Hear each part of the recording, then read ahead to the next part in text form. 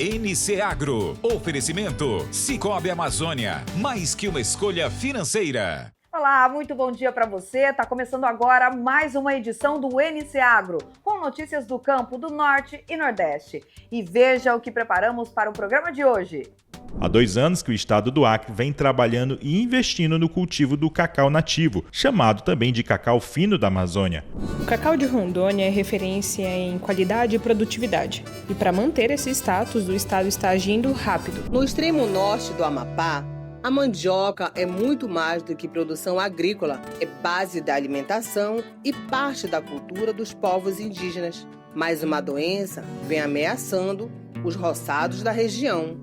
O grupo de jovens formado na igreja deu origem à cooperativa dos agricultores e agricultoras familiares de Salvaterra, a CAFAS. Localizada no quilômetro 30 da rodovia M010, o trabalho e conhecimento são colocados em prática. Da alimentação do rebanho ao cuidado com o leite, cada detalhe faz diferença no resultado final. Na Paraíba, um veículo comum na zona rural vem ganhando novas funções além do transporte. Equimotos estão sendo adaptadas para virar mini tratores para o trabalho agrícola. No fim de semana em família, nas dietas do dia a dia, não importa em qual prato. Mas o peixe é essencial no cardápio de qualquer nortista. Alguém imagina o que é essa receita? Especial Dia das Mães, junto com a minha mãe, a gente vai trazer para você um sagu de tapioca com molho de vinho. Especial, direto aqui da casa da minha mãe, bem nostalgia, trazendo um pouco das ideias que ela tinha na infância, que ela fazia para nós nos domingos de Dia das Mães. Tenho certeza que vocês vão gostar, é aqui no NC Agro, da origem ao sabor.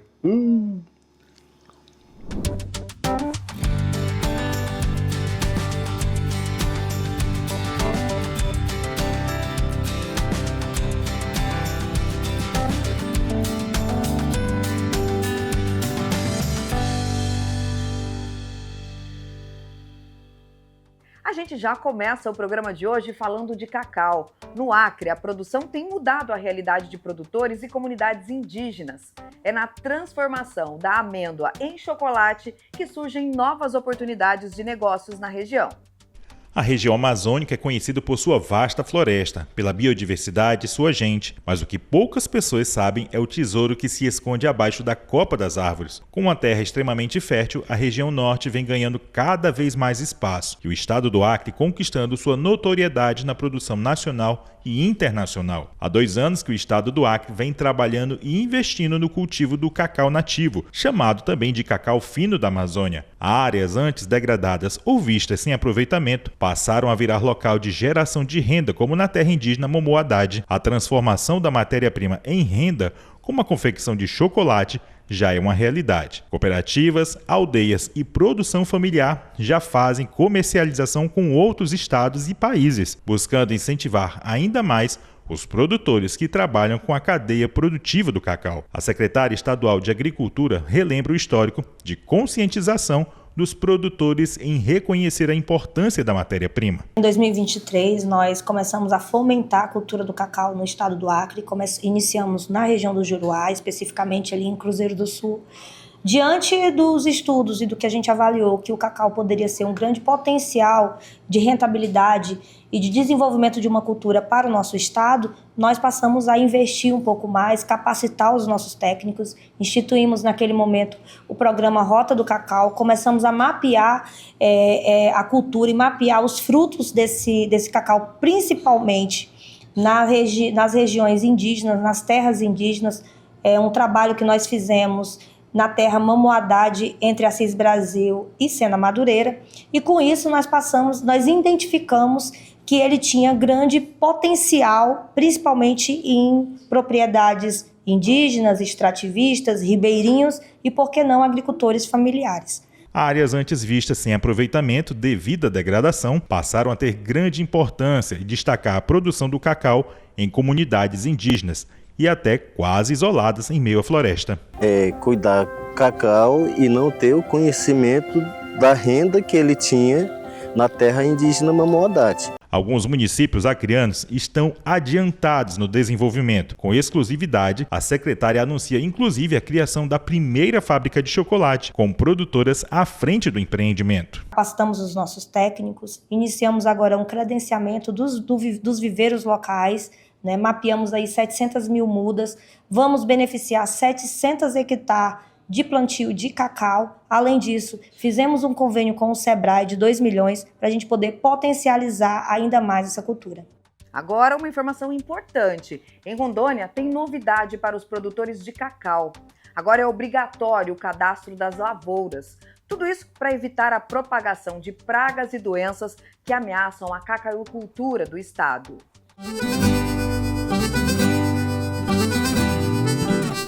O cacau de Rondônia é referência em qualidade e produtividade. E para manter esse status, o estado está agindo rápido. Nesse momento, o estado de Rondônia passa por uma emergência sanitária devido à ameaça representada pela molindez do cacaueiro. Uma doença que pode prejudicar as lavouras de cacau, não só de Rondônia, mas de todo o Brasil. Nós já esperávamos essa ação do IDARON, pois com a ameaça iminente que a monilise existe aqui no estado de Rondônia, pois ela está presente no Acre e no Amazonas, que são 2 estados vizinhos do nosso estado de Rondônia, essa medida é uma medida importantíssima para que a gente consiga proteger a cacauicultura do estado de Rondônia e, de fato, traga essa segurança que nós, produtores, e a nossa produção daqui de Rondônia, por ser mais significativa do que o Amazonas e o Acre, estar protegido.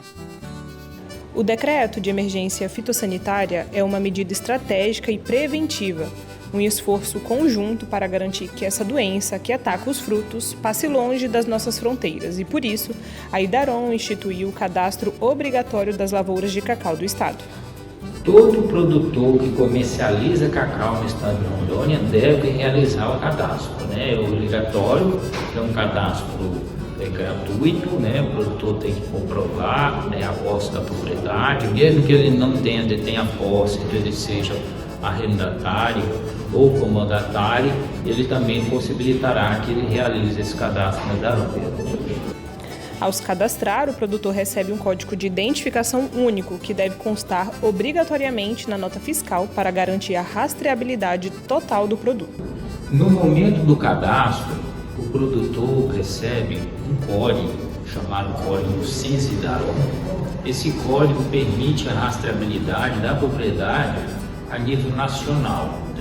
Esse código deve ser inserido na nota fiscal de venda, lá no campo de endereços ou nas informações complementares da nota fiscal, possibilitando que ele transite com essa amenda sem nenhuma restrição.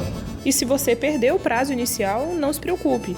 O sistema continua aberto e a regularização é gratuita.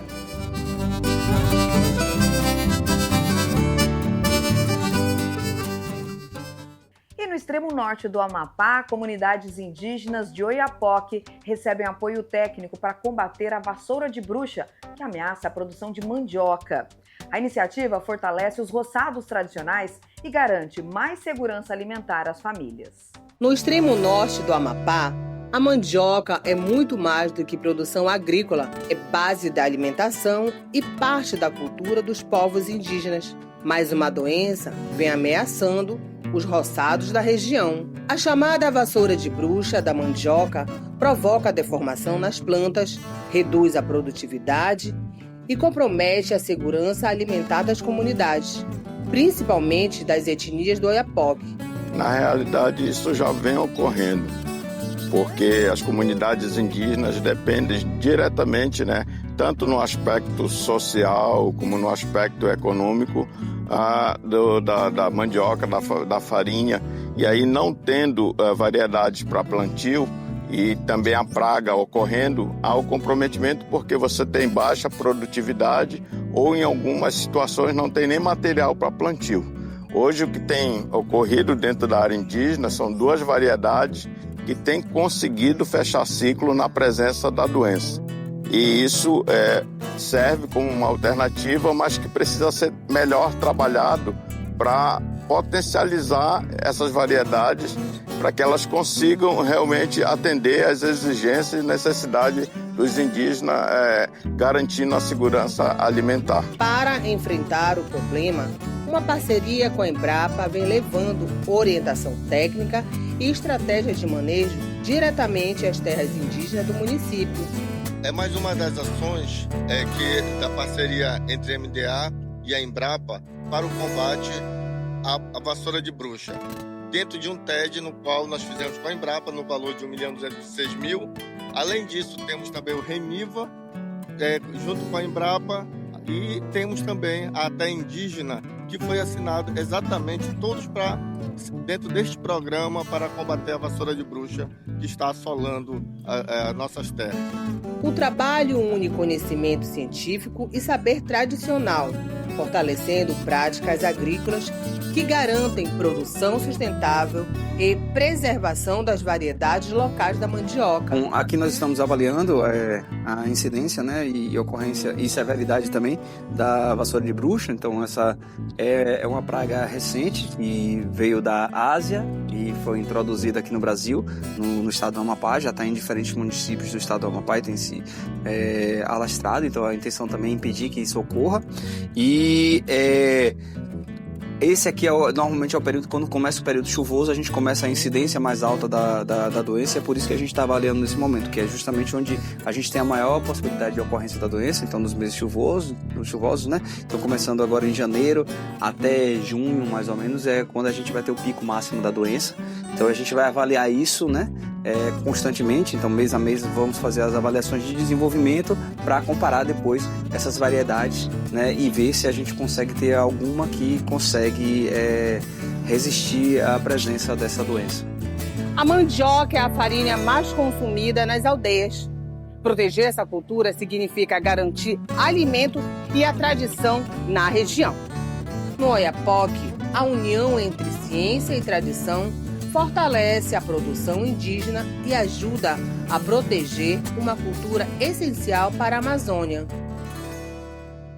Agora vamos para aquele recado importante. É hora da cooperativa Sicoob Amazônia. E eu tenho uma novidade para você, hein? Roda o VT aí. Pra tudo fica bom, pra tudo fica legal, vem pra Sicoob Amazônia fazer crédito rural. Tem as menores taxas e toda a facilidade pra produzir no campo e vender lá na cidade. Conte com crédito rural, Sicoob Amazônia para produzir e crescer ainda mais. E olha só, eu falei que eu tinha novidade, hein? Aqui comigo no estúdio, Marcos Magalhães, que é diretor de negócios do Sicoob Amazônia. Bom dia! Bom dia, Carol. Prazer estar aqui. Novidades é o que mais temos. Está chegando a Rondônia Rural Show. Então nós, do Sicoob Amazônia, temos as melhores taxas, os melhores negócios, as melhores oportunidades. E isso que nós viemos aqui hoje, neste domingo, para falar isso para vocês. Muito bom, né? E eu quero que você fale também que essa novidade não é só para Rondônia, é isso? Esse é o grande barato disso tudo, viu, Carol? Porque é o seguinte, o Sicoob Amazônia é uma cooperativa que está presente em Rondônia, no Amazonas e Roraima. E nós vamos levar essas condições para todos os estados, para todas as agências onde nós atuamos. E isso realmente vai fazer toda a diferença para os nossos cooperados. Ou seja, a partir de amanhã tem redução nessas taxas, tem condições especiais, tem aí um ajuste nesse crédito rural que a gente precisa investir, precisa apresentar para os nossos cooperados. E aí eu gostaria que você falasse também do que mais que a gente pode esperar.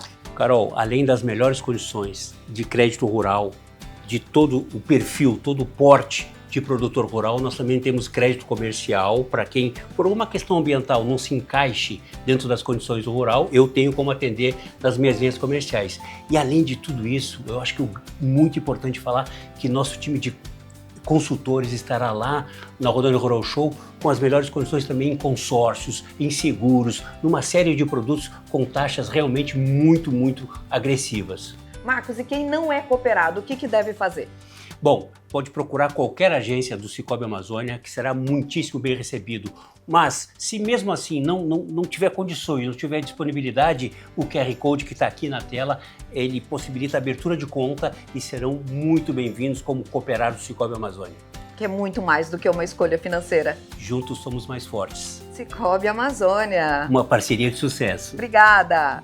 E vamos para um rápido intervalo. E na volta você confere sobre a cooperativa de manejo de frutas no Pará, o investimento na cadeia do leite no Amazonas e as informações do tempo para a próxima semana.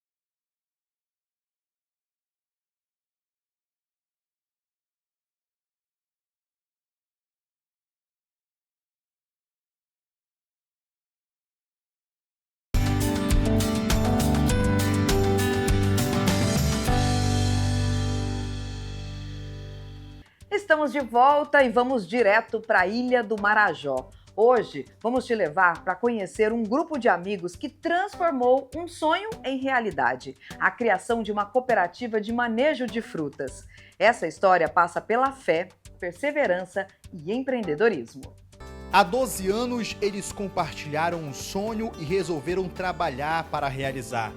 O grupo de jovens formado na igreja deu origem à Cooperativa dos Agricultores e Agricultoras Familiares de Salvaterra, a CAFAS, iniciativa que despertou o empreendedorismo social em meio à agricultura familiar nesta região do Pará. Teve um momento que nós encontramos com uma equipe da UFRA, que eles trabalhavam com formação de jovens, que era a questão de cooperativismo, associativismo, e nós entramos no projeto, que era o incubatório da UFRA. E no final do projeto nós precisávamos formar uma cooperativa. E foi onde surgiu a CAFAS. A UFRA é a Universidade Federal Rural da Amazônia. A partir da formação na instituição, o grupo criou a cooperativa e buscou a regularização. A profissionalização do manejo de frutas teve como base a experiência agrícola dos integrantes. Foi quando uniram saber local com as técnicas industriais.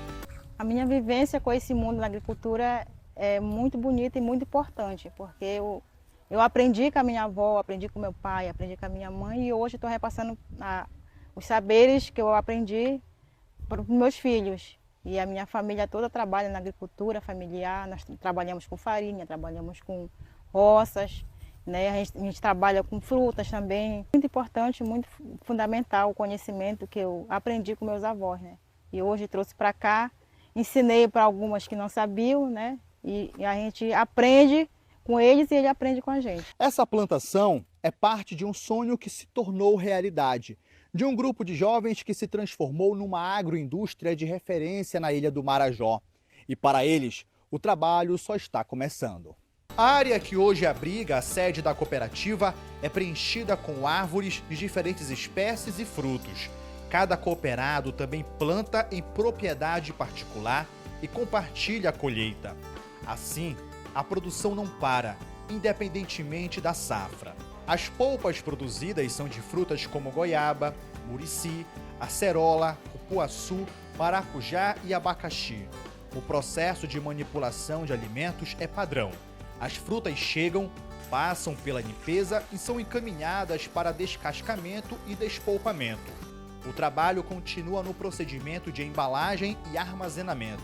Atualmente, a cooperativa fornece, por mês, mais de 5 toneladas de polpas para escolas públicas e programas sociais dos municípios de Salvaterra, Soure e Cachoeira do Arari, e para fruteiras do comércio local, movimentando a economia e o consumo na própria Ilha do Marajó. Feliz de saber o sapato que você usa é do seu suor. Você não só depende do seu parceiro, depende de você mesmo. Então, um grande satisfatório a gente saber de onde a gente vem esse trabalho árduo, a gente sair para outros lugares, né? Sabendo que nós estamos trabalhando numa cooperativa. Um dos frutos mais famosos aqui da cooperativa é o abacaxi. A fama é grande, hein? O sabor é inconfundível e representa muito o que é plantado aqui na Ilha do Marajó. A agricultura familiar, ela traz sustento para nós aqui no Marajó. A plantação do abacaxi é agricultura familiar, né? Porque a gente não tem maquinário. Todos os agricultores, cerca de 2.200 agricultores de abacaxi tem na região do Marajó, aqui nessa área de Salvaterra. E a maioria deles é tudo mesmo feito no braço, né? Agora que a mecanização está vindo com os projetos sociais e aí está dando uma implementada melhor. Nascido no arquipélago, Luiz Arthur trabalhava com construção civil na capital Belém. Quando decidiu mudar de ramo, no retorno a Salvaterra, encontrou na agricultura um novo caminho para trabalhar e viver. Trabalhei na construção civil 34 anos como mestre de obra, finalizei como mestre de obra. Há 3 anos eu faço parte da CAFAS, da cooperativa, a qual a gente vem junto com essa turma que já sonhou há muito tempo e a gente vem acompanhando o sonho e o crescimento da CAFAS. O trabalho é reconhecido por órgãos fiscalizadores que comprovam a excelência dos produtos desenvolvidos por quem vive, planta, cuida e ama o Marajó. A gente uniu a fé com a produção. Então nós somos agricultores que têm fé. E deu certo. E deu certo. Em nossa viagem pelo Marajó, mostramos a dedicação na criação dos búfalos, a preciosidade do leite na produção do queijo e a parceria de pessoas que encontraram nas frutas o futuro sustentável e econômico. Reveja nossas reportagens no canal do NC Agro no YouTube e viva essa aventura conosco no maior arquipélago de mar e rios do mundo e também a mais famosa ilha da Amazônia.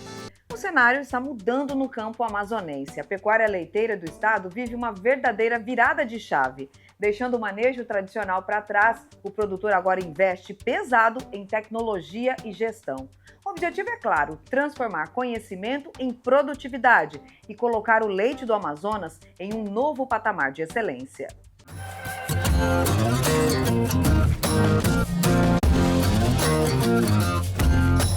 Em meio ao verde da Amazônia, a Granja Leiteira Fazenda Santa Juliana se destaca. Localizada no quilômetro 30 da rodovia AM010, o trabalho e conhecimento são colocados em prática.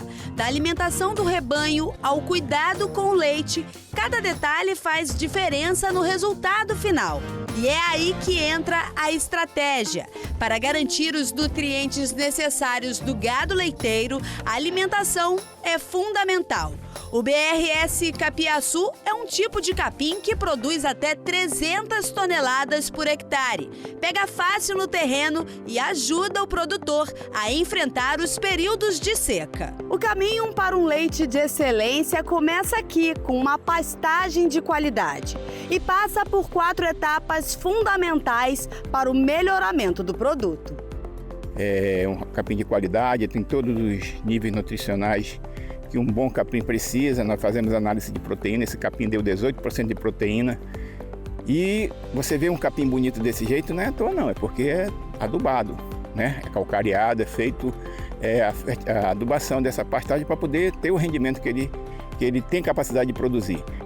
Outro fator que faz a diferença está no próprio rebanho. Com o melhoramento genético por meio da transferência de embrião e manejo adequados, o leite começa a render mais e melhor. Hoje a fazenda conta com cerca de 150 cabeças de gado em 20 hectares de pastagem. Além do leite, a produção inclui derivados como queijo, iogurte e leite pasteurizado. Tudo feito com matéria-prima da própria fazenda. O processo de qualidade é rigoroso. O leite passa por testes e análises e por processos de higiene que garantem segurança e evitam contaminação. Fazemos 2 testes. O teste de Elisarol, que é feito com Elisarol, em que vê a acidez do leite. Essa acidez vai identificar se o leite tem alguma contaminação e com a ação das bactérias causaram essa acidez. E também depois fazemos o teste de Nordic, que já é um teste de acidez mais profundo, mais garantido. E com isso, nós garantimos a qualidade da matéria-prima que nós vamos utilizar no laticínio. Hoje o Amazonas produz cerca de 20 milhões de litros de leite por ano. E todo esse cuidado com os animais e a tecnologia que é utilizada impacta diretamente no leite e nos derivados de laticínios que chegam aí na sua mesa. Nos últimos anos, nós temos verificado um crescimento, uma evolução da cadeia produtiva de leite muito destacada, com níveis de crescimento inclusive superior à média regional e nacional. Só em 2024 tivemos um crescimento de 34% em relação ao ano anterior.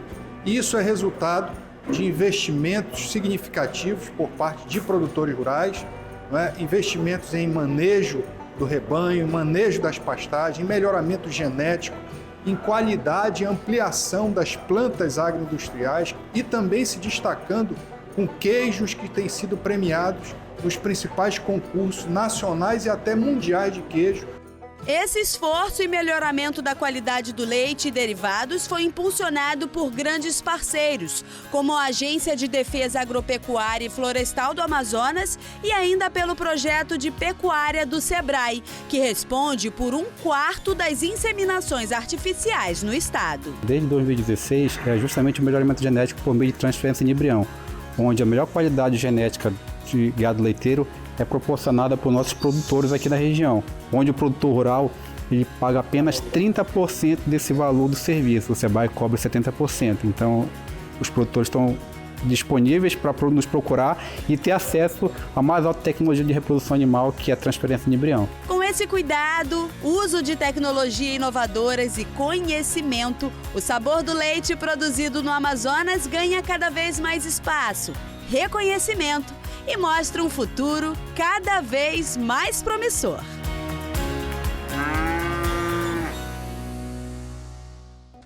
E vamos entender quais as condições climatológicas esta semana com Glauco Cortez. Bom dia! Bom dia, Carol! A região norte terá na próxima semana chuvas generalizadas, com volumes variando de 100 a 150 milímetros acumulados durante os 7 dias, com valores maiores registrados mais ao norte e os valores menores mais ao sul da região. Tudo isso devido à atuação da zona de convergência intertropical que se deslocou ligeiramente mais ao norte da região. As temperaturas devem girar em torno de 27 a 31 as máximas e 23 e 24 as mínimas, com uma atenção especial da possibilidade da entrada de uma massa de ar polar no final da semana, que pode reduzir essa temperatura mínima para valores ainda mais baixos. Para a agricultura, nós teremos condições favoráveis para o milho de segunda safra, para o feijão, cacau, açaí e também para a banana, devendo os produtores terem especial atenção para o manejo das doenças fúngicas, cuidados com o encharcamento do solo e, principalmente, o manejo das culturas perenes. Na Paraíba, nós teremos duas situações bem diferentes. O litoral e a zona da mata terão chuvas de moderadas a fortes, com volumes entre 100 e 150 milímetros na semana. Lembrando que maio é o mês mais chuvoso do ano, com valores acumulados que podem chegar a 220 milímetros na média histórica. Já no agreste e no sertão, as chuvas serão mais irregulares, não bem distribuídas devido às ondas de leste. O destaque da semana vai para as fortes chuvas que atingiram o litoral do Nordeste, principalmente o Recife, onde nós tivemos valores de 200 milímetros em 24 horas. As causas dessas chuvas são distúrbios dos ventos alísios que trouxeram umidade do oceano, a formação da zona de convergência intertropical com forte atuação dos ventos e também uma instabilidade devido ao aquecimento do Oceano Atlântico, sendo que a temperatura média de superfície ficou ligeiramente maior, aumentando a evaporação. Com isso, nós tivemos para a agricultura danos como erosão, encharcamento do solo, perdas da lavoura e até impedimento de algumas operações. De acordo com as previsões mais recentes, o Oceano Pacífico está em processo de transição entre uma fase de neutralidade e o aquecimento, que é a formação do El Niño. Para os meses de maio e junho, deve haver a consolidação desse aquecimento, o início do acoplamento com a atmosfera e uma ligeiro aquecimento da superfície do oceano. Já para o cenário dos próximos meses, reflete que é uma redução das chuvas no norte e no nordeste, o aumento das chuvas no sul do Brasil, e isso pode impactar diretamente as safras de inverno em toda a região. Daqui a pouco tem análise sobre combustíveis e o agro brasileiro e o mini trator para revolucionar a agricultura na Paraíba.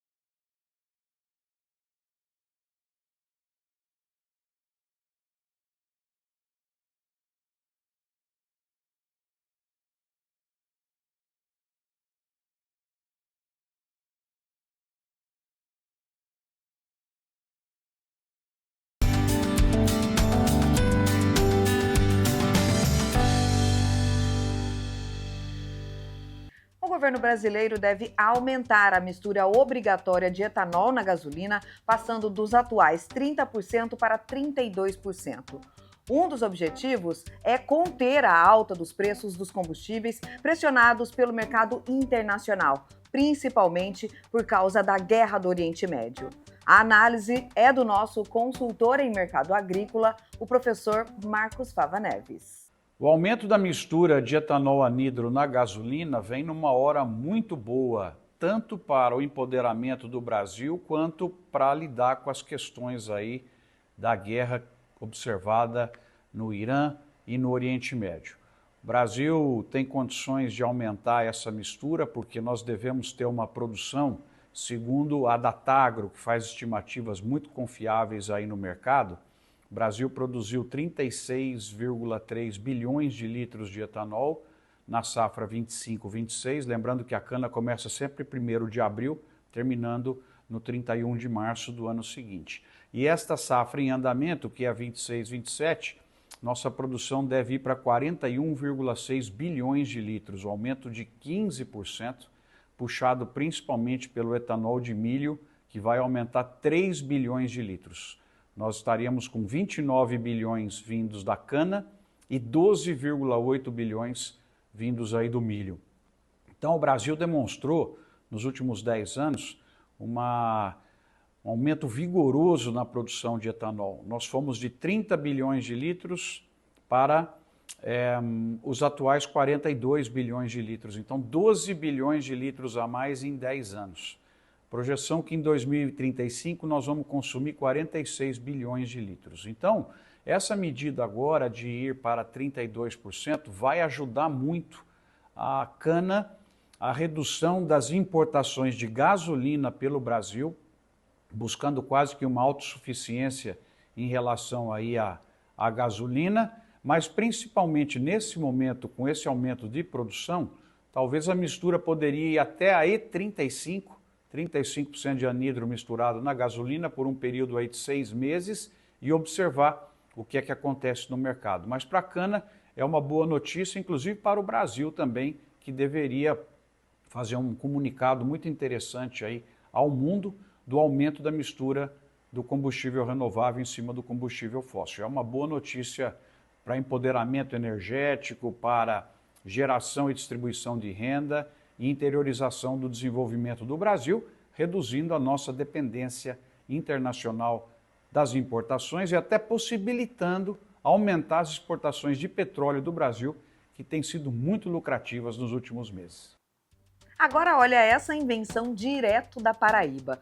Tudo para mecanizar atividades no campo de forma viável e de baixo custo. Essa proposta saiu da teoria para a prática com a criação de um mini trator por parte da Embrapa, que vem beneficiando agricultores, especialmente em regiões onde o acesso a máquinas agrícolas ainda é limitado. No campo, inovação tem um novo som.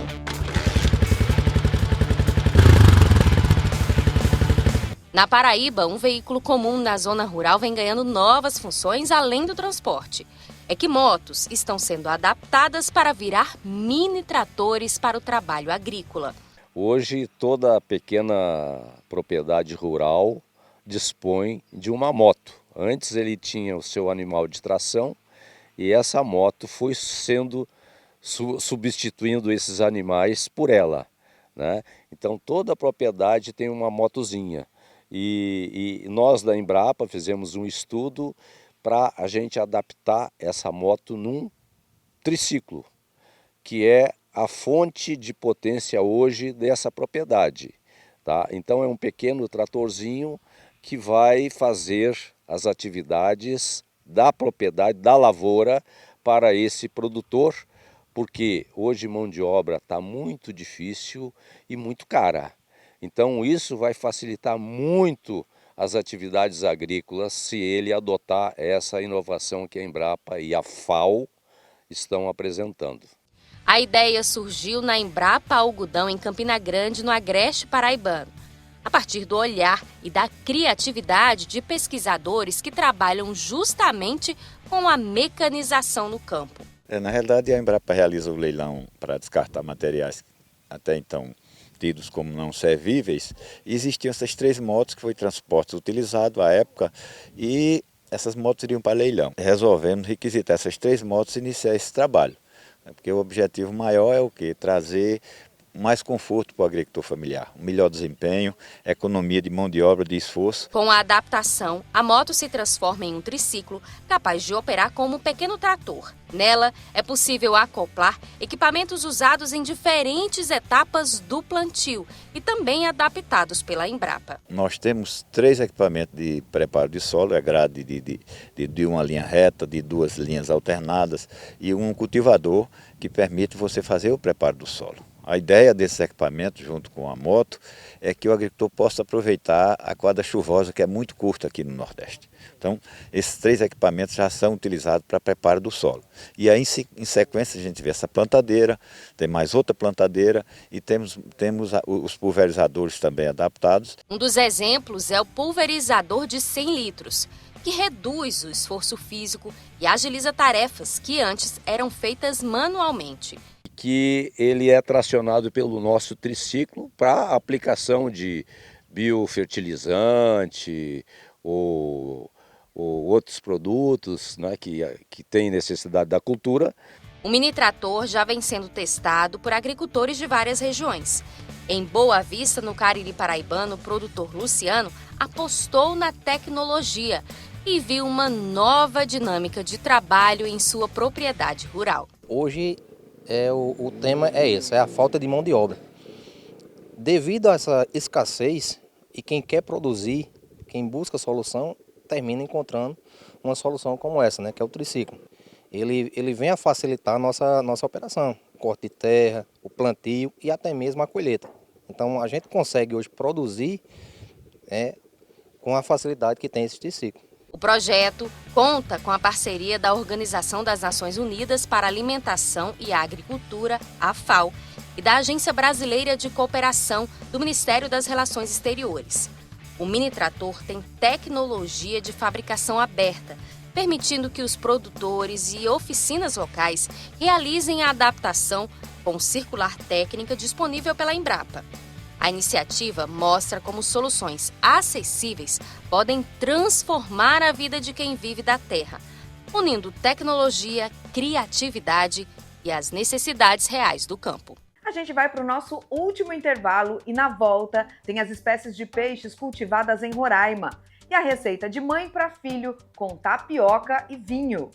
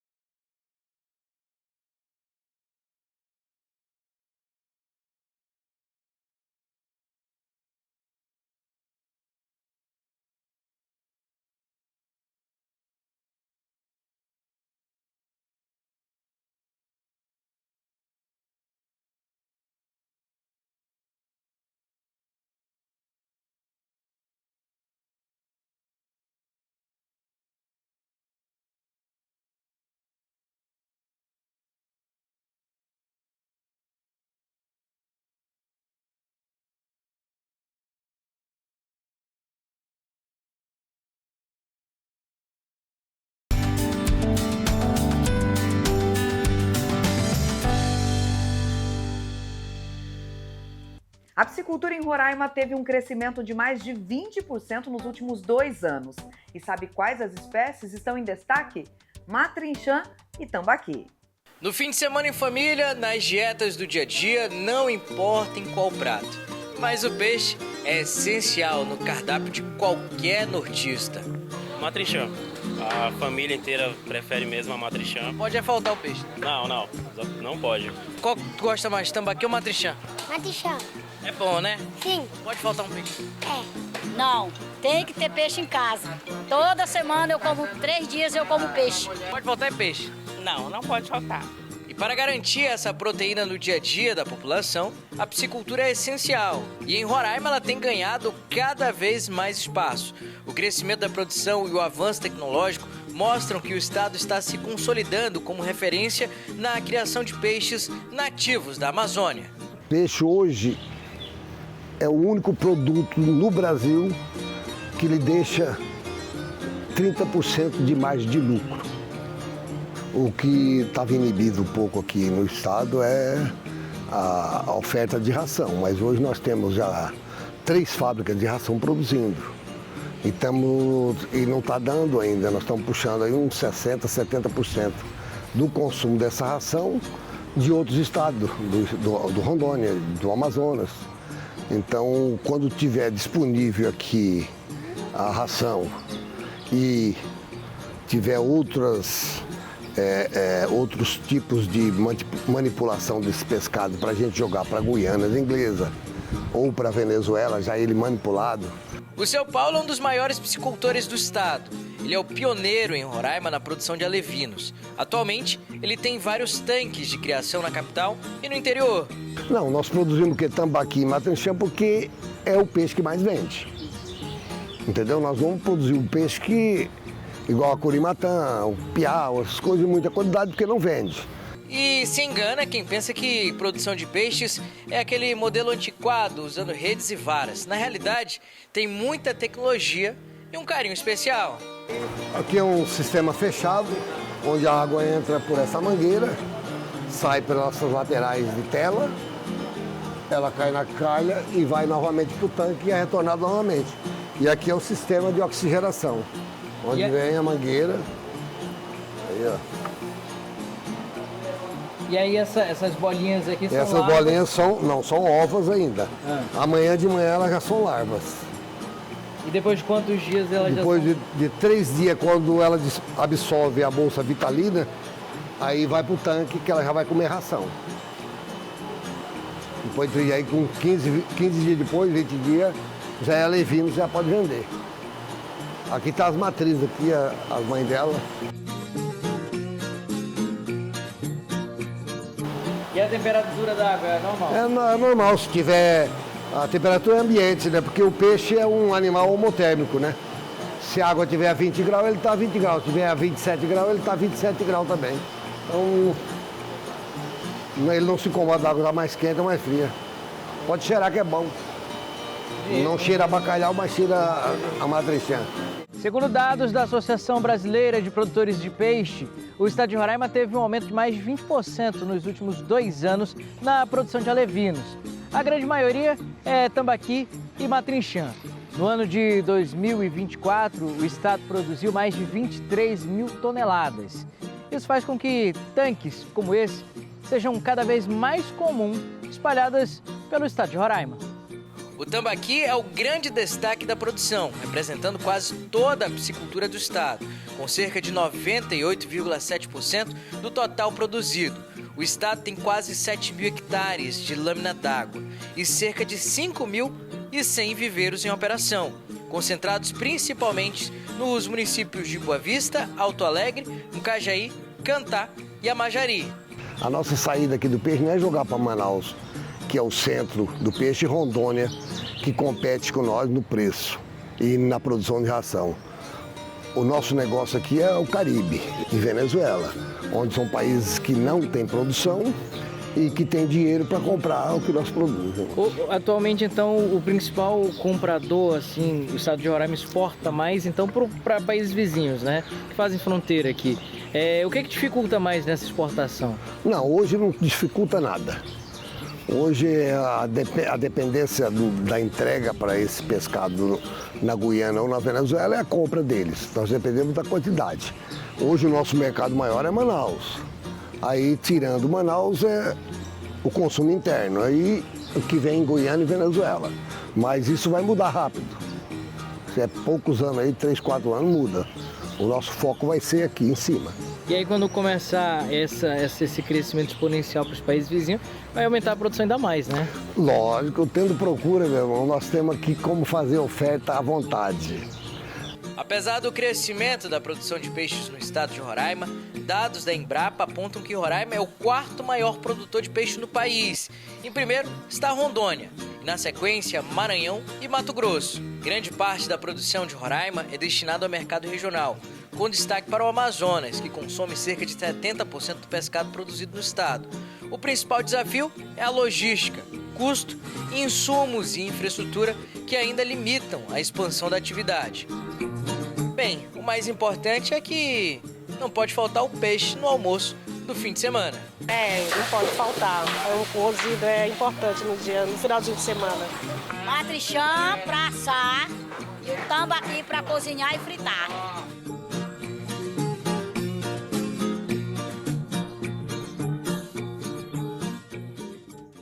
Especial de Dia das Mães, e é claro que o chefe Pedro Bagatoli teve que ter a ajudinha de quem colocou ele na cozinha, a mãe, a dona Tânia. E hoje eles trazem uma receita muito afetiva, sagu de tapioca com molho de vinho. Uma opção para você que nos assiste preparar aí para sua mãe. Sejam bem-vindos a mais um Da Origem ao Sabor.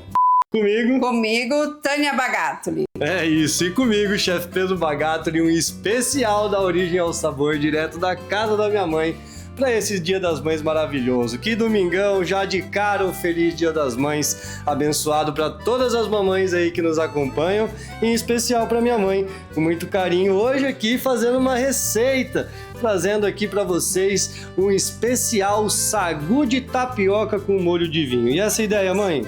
Essa ideia é do sul, né? Na nossa terra, mas invertido pelo lado do norte, pelas origens do norte da Amazônia. E para essa receita, nós temos 2 passos muito simples. O primeiro, cozinhar a tapioca no leite. E o segundo é fazer um creme de vinho mais espesso, adocicado com um pouquinho de canela. E a tapioca é a tapioca flocada, aquela tapioca da feira, trazendo um pouco da origem dessa tapioca, muito comum na região amazônica. Ela tem os flocos, então ela é um grão um pouquinho maior, um sabor maravilhoso e que pode ter certeza que vai ficar uma delícia. Então, o primeiro passo, a gente vai botar o leite, ferver. Pode ir adicionando então, né? Maria. E aí nós vamos deixar ele ferver, e a gente inverteu um pouco a regra, né, mãe? A gente inverteu, porque a tradicional é fazer a tapioca com o vinho, né? Mais espesso, e daí a parte fazer o molho de leite. Isso. Mas agora a gente vai fazer a tapioca com leite, né? E o creme de vinho separado. Quando o leite está aquecido, colocamos a tapioca e deixamos cozinhar, mexendo sempre até... Quando o leite está aquecido, adicionamos a tapioca. A gente vai adicionar a tapioca e aí mexendo sempre para ela não grudar. A tapioca ficou transparente, o grão cresceu e está bem cremoso. E aqui só tem o leite e a tapioca. Aí a tapioca. Um pouquinho espessou aqui é do próprio amido da tapioca. Então eu tenho a sementinha do cumaru. É hora de fazer umas raspinhas da semente aqui enquanto minha mãe mexe. Então ralado o cumaru, e aí nós vamos adicionar leite de coco, o creme de leite e, então, o leite condensado para dar a doçura. Agora é colocar gelar, sem segredo nenhum. Deixar gelar bem enquanto a gente vai fazer o quê? O molho de vinho. O molho de vinho, que esse é muito tradicional lá do sul. Agora o creme de vinho, a gente adiciona o vinho. Vinho na panela. Na panela. Aí a gente coloca o açúcar. Açúcar. Vou colocar um pouquinho, depois se a gente precisar colocar o restante a gente vê. Podemos colocar canela. Canela. Isso. Já um pauzinho de canela. Então só para lembrar, 2 especiarias. foi o cumaru. Isso. Na tapioca. A tapioca e a canela agora no molho de vinho. No molho de vinho. Então nós vamos deixar esse vinho dar uma fervida, ver a questão da doçura e depois a gente vai vir com um pouquinho do amido. Né? O amido para espessar um pouco esse nosso creme de vinho para acompanhar a tapioca. Sem segredo, né, mãe? Sem segredo. Esse é super fácil. Agora a gente diluiu o amido no vinho e vamos adicionar aos poucos. Isso. Aqui a gente adiciona aos poucos pra gente ir vendo quanto que ele tem que ficar espesso, né, mãe? Isso. Então mexendo sempre para não criar nenhuma grumo, como a gente fala, ou as bolinhas de amido ali.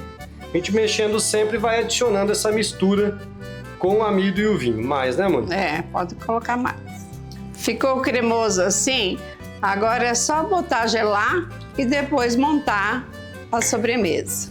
Espero que vocês estão gostando dessa receita. A gente já mostra a montagem especial para finalizar e, lógico, a hora boa de comer, né, mãe?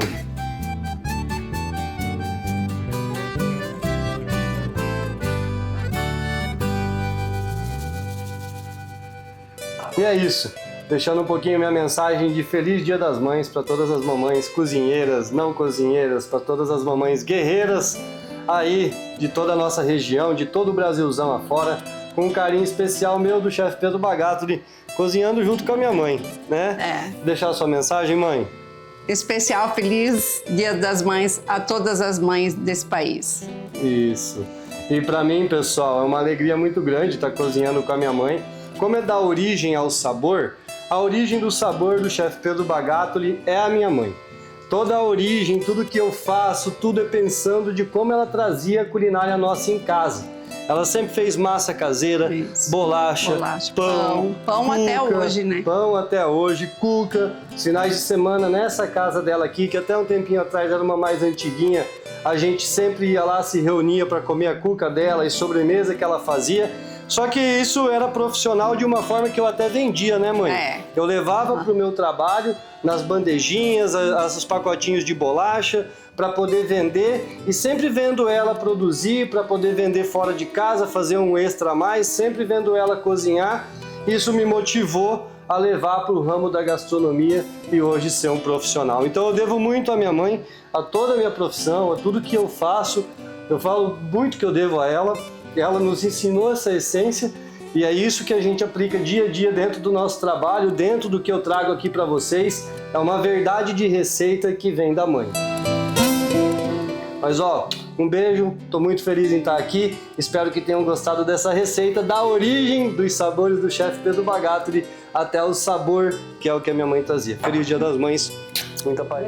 Então vamos provar, mãe. Vamos fazer essa degustação pra galera entender o sabor. Então é aqui. O vinho é menos, tá, pessoal? Você pode montar em travessas assim, né, mãe? Isso, individual. Pode montar em travessa grande, daí colocar o vinho por cima também. Ele é menos quantidade que a tapioca. Tanto é que na receita já tá a proporção certa de você misturar. Depois nós acabamos montando nas tacinhas. Tô numa vontade, ó.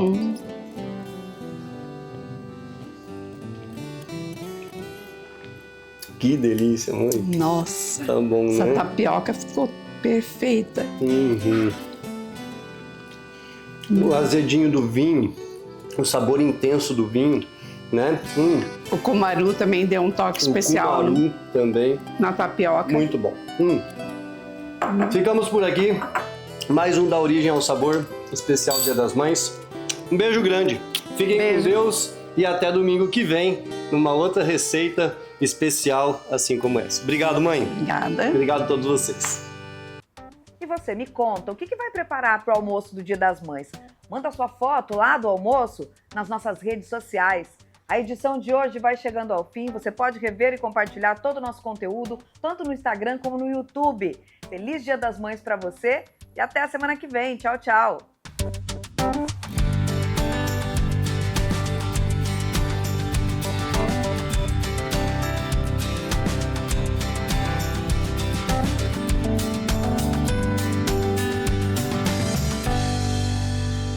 NC Agro. Oferecimento Cicobi Amazônia. Mais que uma escolha financeira.